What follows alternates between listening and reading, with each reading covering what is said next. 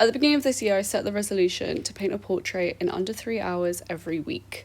This week is a bit of a special one because it's actually my boyfriend, and I did paint this in just under 3 hours. It was so much easier to paint him than anyone else that I've painted, I think because I know his face so well. It literally took me about 5 minutes to do the drawing of him, whereas normally it takes about half an hour and there's a lot of rubbing out. I started off by blocking in. I basically just used two colours, one for the shadows and one for the mid-tones. I'm not doing the lightest tones at the moment, nor the darkest darks. I recently made this colour scale, which has been insanely helpful when painting. If you want me to do a video on how I made that, let me know. The nose is my anchor during the portrait painting process, so I made sure that I marked in the nose and then the rest of the features. He was also looking really creepy without any eyes, so I quickly sketched those in. I just did a close-up shot of me painting the nose. Basically, you want to place tiles of different colour and value, and then we can soften those up later. I continue this process of placing tiles with a flat brush and then softening them out throughout the rest of the face.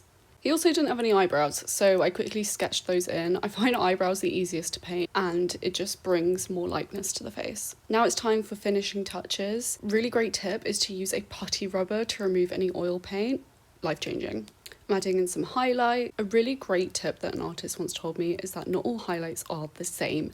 They need to have slightly different shifts in hue. Using loose brush strokes, I indicate some clothing. And that's it. That was the portrait sketch for this week.